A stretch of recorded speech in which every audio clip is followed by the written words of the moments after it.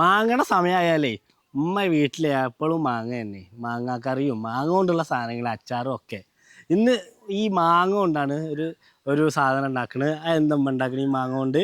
നമുക്ക് ഈ മാങ്ങ കൊണ്ട് നല്ല അടിപൊളി ഒരു മാങ്ങാ ചമ്മന്തി ഉണ്ടാക്കാം. നല്ല സിമ്പിളായിട്ട് ഒരു 2 മിനിറ്റ് കൊണ്ട് പെട്ടെന്ന് ഉണ്ടാക്കാൻ പറ്റുന്ന ഒരു മാങ്ങ ചമ്മന്തി ഉണ്ടാക്കാം. അതെനി എങ്ങനെ ഉണ്ടാക്കുകയെന്ന് കാണാം. അപ്പൊ കാണാം.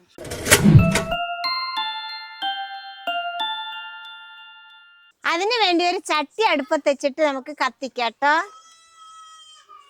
ഇനി ചട്ടി ഒന്ന് കത്തിച്ച് ചൂടായി വരുമ്പോ 1 ടീസ്പൂൺ വെളിച്ചെണ്ണ ഒഴിച്ചു കൊടുക്കാം.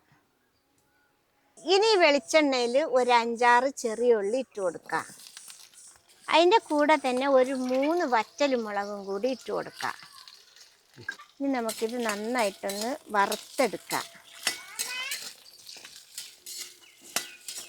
മക്കളെ, മാങ്ങാക്കാലായാൽ മാങ്ങ കൊണ്ടിട്ടുള്ള വിഭവങ്ങൾ തന്നെയായിരിക്കും എല്ലാ വീട്ടുകളിലും.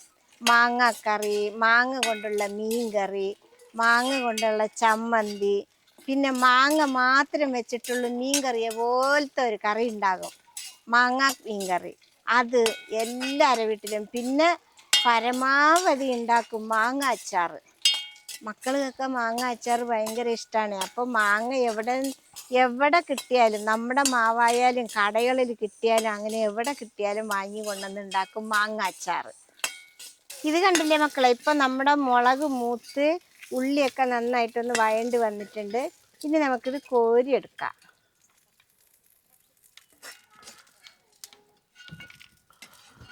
ഇതിനിവിടെ ഇരുന്നിട്ടൊന്ന് ചൂടാറട്ടോ. ഇനി ഞാനിവിടെ 2 ചെറിയ മാങ്ങയാണ് എടുത്തിട്ടുള്ളത്. ഇതിനെ നമുക്കൊന്ന് അരിഞ്ഞെടുക്കണം. അരിഞ്ഞിട്ട് നമുക്ക് അങ്ങനെ ജാറിലേക്ക് ഇട്ട് കൊടുക്കാം. ഇത് ലേശം പുളിയുള്ള മാങ്ങയാണ് കേട്ടോ. കടയിൽ നിന്ന് നമ്മൾ വാങ്ങണ മാങ്ങയാണെങ്കിൽ അതിൻ്റെ തോലൊക്കെ ഒന്ന് ചെത്തി കളയണേ. അങ്ങനെ ഒക്കെ മാങ്ങ അരിഞ്ഞ് ജാറിലേക്ക് ഇട്ട് കൊടുത്തിട്ടുണ്ട്. ഇതിൻ്റെ കൂടെ നമുക്ക് ഇനി ചെറിയ കഷ്ണം ഒരു ഇഞ്ചിയും കൂടി ഇട്ട് കൊടുക്കാം. പിന്നെ നമ്മൾ വറുത്ത് കോരി വെച്ച ഉള്ളിയും മുളകും കൂടി ഒന്ന് ഇട്ട് കൊടുക്കാം. ഇനി ഇങ്ങനെ ഒന്ന് അരച്ച് കൊണ്ടുവരാം.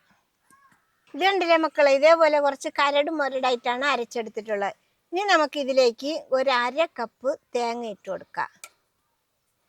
അതിൻ്റെ കൂടെ തന്നെ ഒരു തണ്ട് കരിവേപ്പിലയും കൂടി ഇട്ട് കൊടുക്കാം. ഇനി നമുക്കിതിൽ പാകത്തിനുള്ള ഉപ്പും കൂടി ഇട്ട് കൊടുക്കാം. ഉപ്പ് പിന്നെ നോക്കി ഇട്ടാൽ മതിയേ. ഇനി നമുക്ക് ഇത് കൂടി അതേപോലെ ഒന്ന് അരച്ചു കൊണ്ടുവരാം. ഇത് കണ്ടില്ലേ മക്കളെ, നമ്മുടെ മാങ്ങ ചമ്മന്തി തേങ്ങയൊക്കെ ഇട്ട് നന്നായിട്ട് അരച്ചു കൊണ്ടുവന്നിട്ടുണ്ട്. നമ്മുടെ മാങ്ങ ചമ്മന്തിക്ക് ഇത്രയുള്ള പണി കേട്ടോ. ഇത് ചോറിൻ്റെ ഒപ്പമൊക്കെ കൂട്ടി കഴിക്കാൻ ഭയങ്കര ടേസ്റ്റാണ് കേട്ടോ.